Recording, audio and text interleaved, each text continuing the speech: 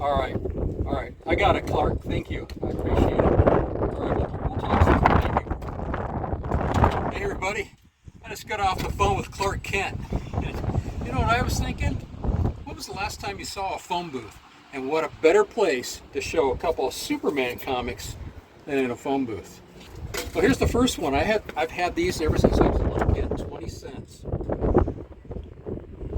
And if you're not familiar with Superman, you know that he always changed into his hero outfit with cape and all. And so these, let's see here, 50 cents for that one was 20 cents. I don't know how old these are, but as you can see, they're very, very loved. Very loved. But I also got some sports cards for you today. But before I do that, I wanted to give a quick shout out to Math Bowler. Math Bowler's been on YouTube for 8 years, and he's coming up on 1,000 subs. So I wanted to say congratulations to Math Bowler. If you're not familiar with him, go check out his channel. He's a wealth of knowledge when it comes to through the mail autographs. So Math Bowler, I'll put his link down below. Okay, we're going to hit the Doctor Who button now, and I'm going to show you some sports cards. Well, as you know, I'm hoarding Eddie Watt cards. This is his rookie card from 1966, and that's the back of that card. I also picked up another 1968 card of his, and that's the back of his. And then 1952 tops, Sherm Lawler, Arkansas native. He was one of the best catchers in the 1950s. Three-time Gold Glove. He was the first catcher to earn a Gold Glove, and that was in 1957. That's when they started those passing out those awards at the end of the year. He was a 7-time All-Star, well, 9-time All-Star if you want to count the 2 seasons in which they had 2 All-Star games. 2-time World Series champion. He's 5th on the all-time list for percentage of base stealers thrown out at over 46%. He died at the age of 53 from cancer in 1977. And I know Jason, the everyday card collector, shout out to him because he's a big Sherm Lawler card collector. And there's the back of that card from 1952. Sorry about the win. I hope you can read that. And then, hey, how about Hodges, 1455? Big Gil Hodges fan, right? Indiana native. He was a United States Marine during World War II. He was a recipient of the Bronze Star, and he fought at Okinawa. 8-time All-Star, 3-time World Series champion. The last one being with the New York Mets. How about that, Mookie? And his number 14 is retired by the Mets and the Dodgers.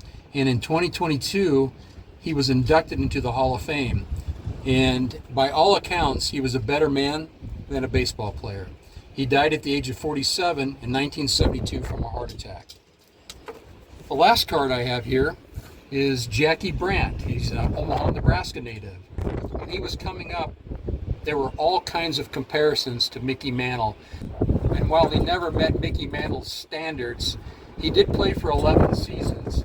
He was an All-Star in 1961, and in 1959 he won the Gold Glove alongside Hank Aaron and Willie Mays. A quick funny story, he was playing in a spring training game. He did a backflip while in a pickle to avoid a tag. So, oh, and I should say, if I didn't mention, he did serve in the military during 1957. One other quick shout out is to Alex Bowman 53. Alex has been on YouTube for 7 years now, and he's had his card room live for 4 years.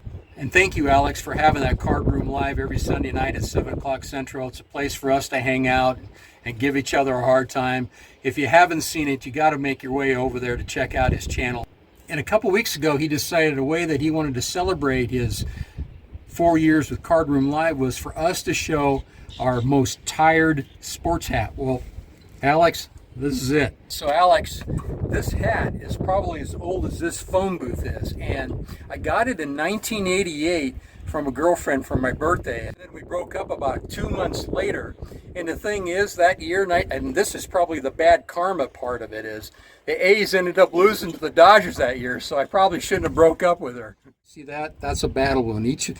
When a hat's this old, it's got stories. I was in federal law enforcement years ago. Look how battered this thing is. And I used to wear this hat all the time when I was out in the field. And One day I had to go and, well, we called it serving pizzas. I was out to serve a pizza, and I walked up to this house, and this chow comes out. I wasn't really familiar with chows, but he looked fuzzy, he looked friendly, he looked soft, and I thought, oh, it must be a friendly dog. But I soon found out he was not a friendly dog, and he chased me back to the car. I jump up on the car, but I lose my hat. I look down, and the chow is staring at me, and he's got, as you can see, the battle wound here. He's got the hat in his mouth. About 30 seconds later, a 4-year-old comes out, takes the hat out of the chow's mouth, hands it back to me and says, "Here you go, mister."